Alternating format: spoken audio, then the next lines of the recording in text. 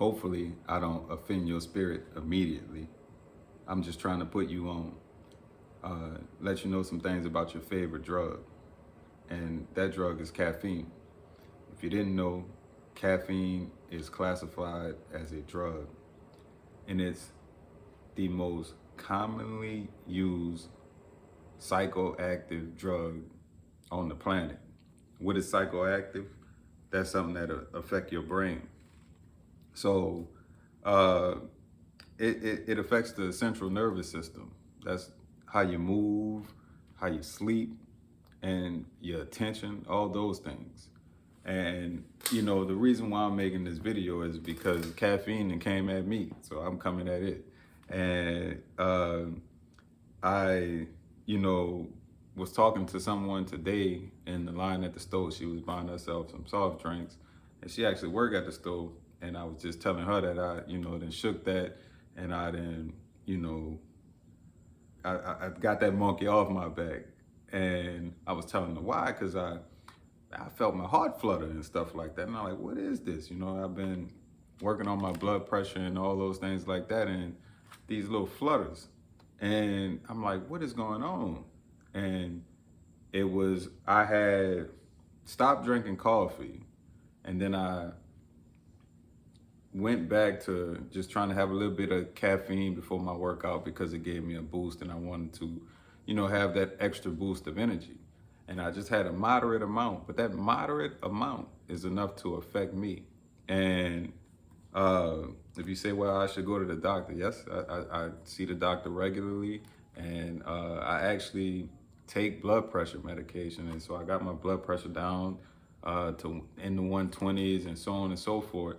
And still in all, if I drank caffeine, I could feel it within my body.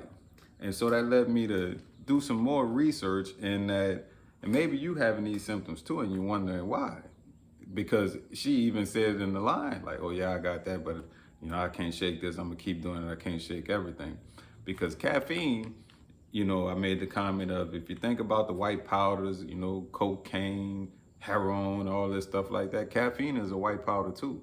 And it's just another drug that people use. So some people experience sleep disruption or anxiety. So initially, you got to go through that detox phase with the caffeine. You might be wondering why you can't sleep at night, or you don't have a good sound night's sleep. You ain't sleeping like you used to, when you have drool on the pillow. That's how you know you got a good night's sleep. If you got some drool on the pillow, you was out. And I've been getting them kind of sleeps. Wake up, the pillow wet, and I'm like, oh, praise the Lord. I appreciate that.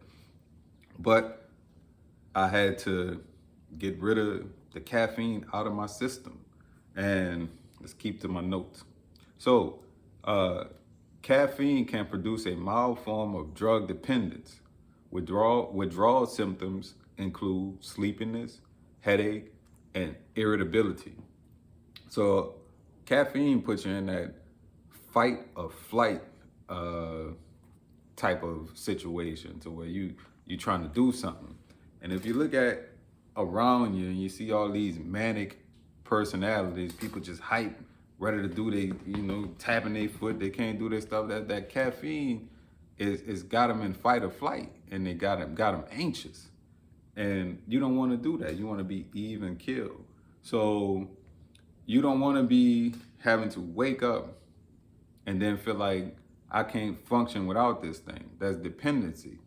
And you got a lot of people. It's just like commonplace with people like, yeah, don't talk to me before I got my cup of coffee. Now these same crackheads want to like condemn other people who smoke pot. You know what I'm saying? They might be drinking, but you are a drug addict just like everybody else, and you just being judgmental.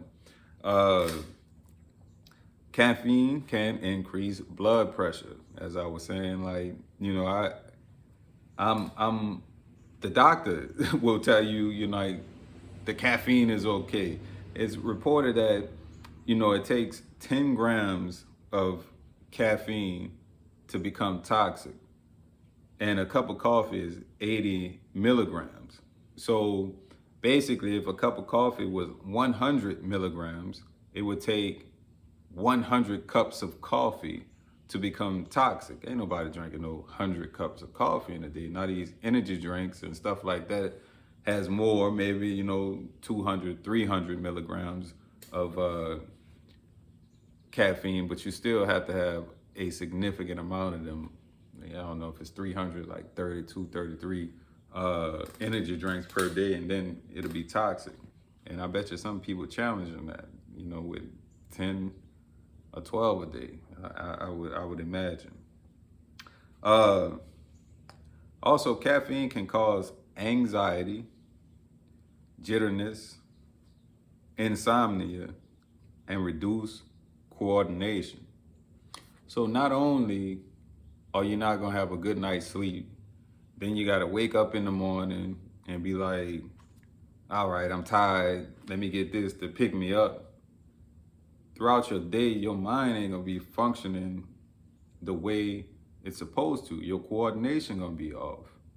Your your dopamine gonna be off, right? If you in this fight or flight state, the dopamine, the natural high, you ain't gonna get.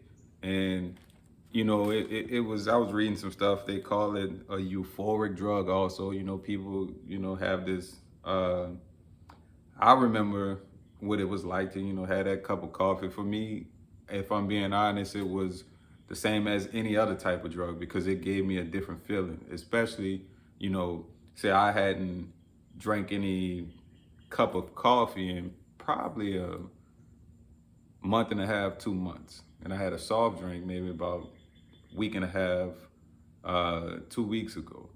But the cup of coffee, the smell, so on and so forth, it would give me a feeling. But I know that the backside of that, I don't want that feeling. So the little good feeling it will give me up front, I enjoy drooling on the pillow at night. You know what I'm saying? So I think I hit all my little notes.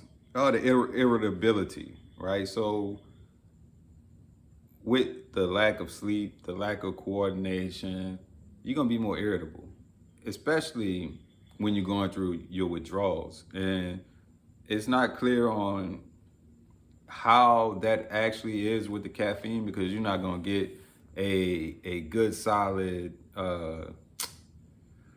what's the word I'm looking for? Neutral study. I mean, everybody got stake in the game when it comes to caffeine. It's the most widely used drug on the planet that all people say is cool. I mean, it's tea time, and the Brits, you know what I'm saying? Americans need their cup of coffee, tea time over there with the Arabs and stuff like that. So everybody, this the accepted crack that we all could use.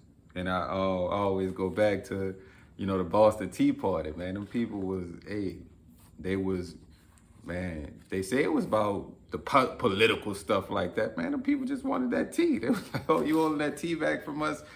We about to do you something, you hear me? So, yeah, be careful. You got to be mindful. I need to do some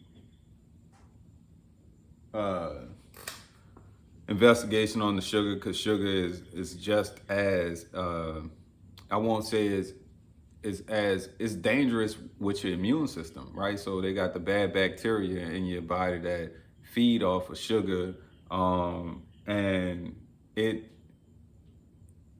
sorry, some random robocall, let me cancel that. And you got the sugar, you got the caffeine. We already know about the alcohol. We already know about the other drugs. You got the prescription pills. You got the, hide your eyes from. And so there's so many different things that you need to be focused on in order to live the most fulfilled life and have the most longevity. That, man, it's hard out here for a pimp. It's hard out here for you because everything that they are pushing, and you can just go buy it readily at the store. You can get it whenever you want. It's socially acceptable. It's not the best for you. And I couldn't understand how everybody could drink coffee and drink, do all this, and why I gotta have these major effects from it. But it is what it is. And if you having major effects like I have, you probably just want to stay away from it, you know. So sorry to give you the bad news about your favorite drug, but that's what it is. Just another form of crack. Peace and love.